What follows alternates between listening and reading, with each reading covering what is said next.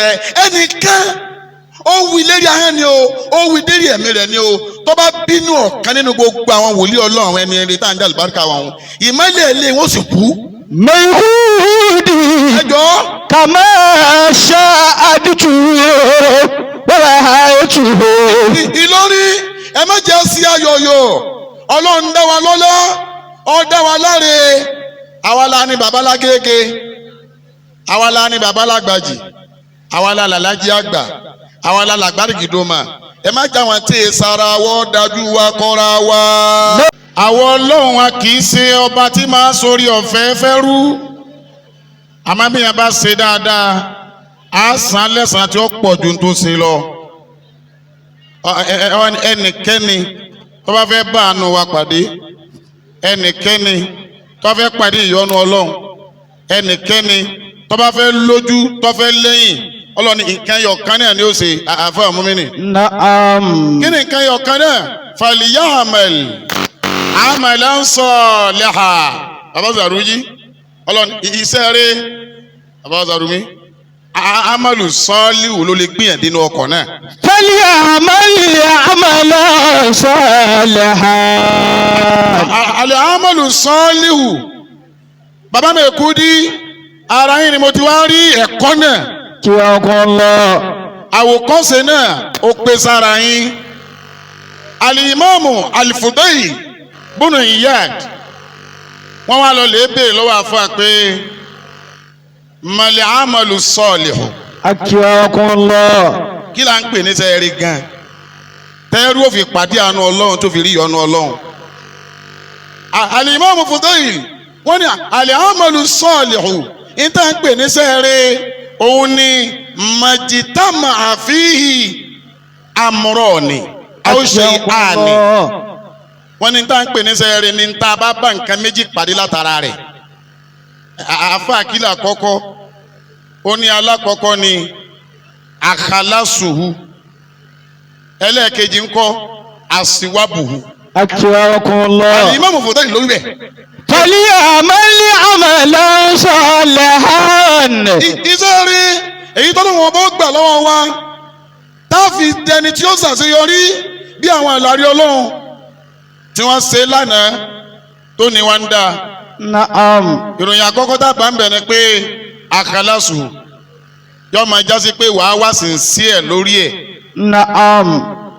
ma kana lillahi azza wa jalla iṣẹ́ tí yẹn bá ṣe nítorí Ọlọ́run wọn ẹlẹ́ẹ̀kejì ń kọ́ àfa àṣìwábùwù ó ní ma kana muwafiqan li sunnati rasulillahi sallallahu alayhi wa sallam. gbogbo iṣẹ́ tí yẹn bá ṣe tá ń pè ní sọ̀wáàbù bẹ̀ òun nìyí tó bá ṣe déédéé ní tí ànábì náà ṣe. sallallahu alayhi wa sallam. ọ̀gá aṣẹ́ẹ̀rẹ́ lọ́lọ́run wá gbélé bàbá mi kú dí lọ́wọ́. Naam. kí ló ọ̀gá aṣẹ́ẹ̀rẹ́ kíyàn wá ráyè pé mo fẹ́ jòkó ti alukur'an a máa kọ́ máa ń kéwú a fi kur'ani yọ èèyàn kó nínú ọ̀fìn a máa fi kur'ani bú àwọn èèyàn yóò pẹ̀lú ọ̀rọ̀ Ọlọ́run ọ̀gá aṣẹ́ẹ̀rẹ́ nù. تدثرت باللسان قلبا وكالبا.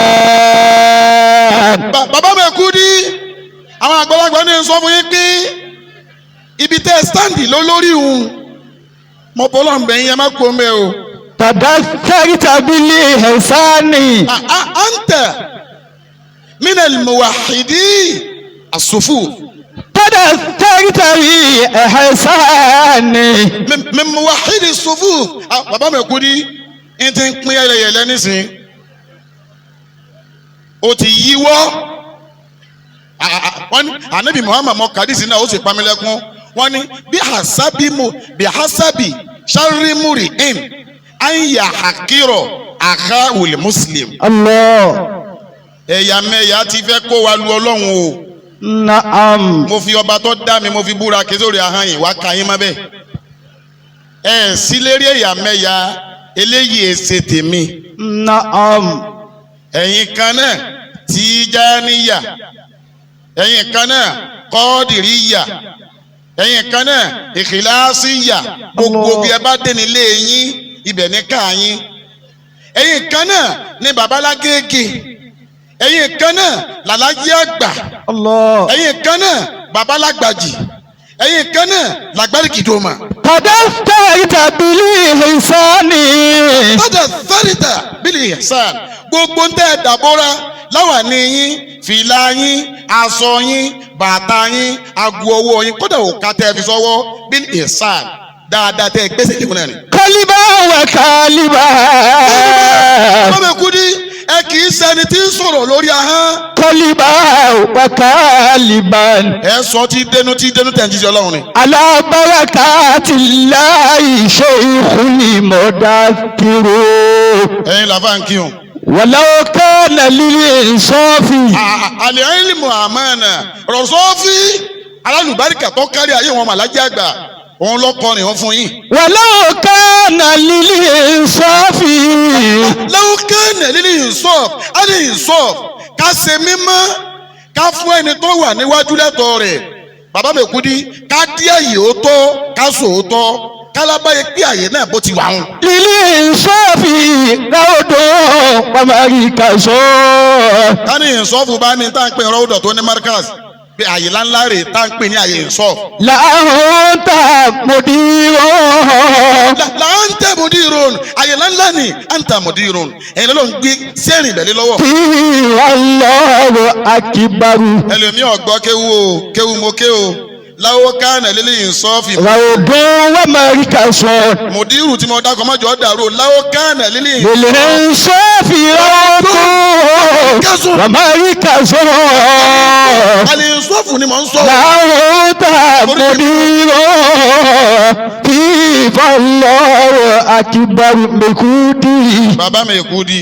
Kama shahadtuhu. Kàmá ṣáàtìtù báwa ti mọ̀ yín sí bẹ́ẹ̀ bá fẹ́ bẹ̀rẹ̀ wá sí ẹ wàá fi àdídí bẹ̀rẹ̀. Kama shahadtuhu. Allah ó dè rẹ ẹnìkan.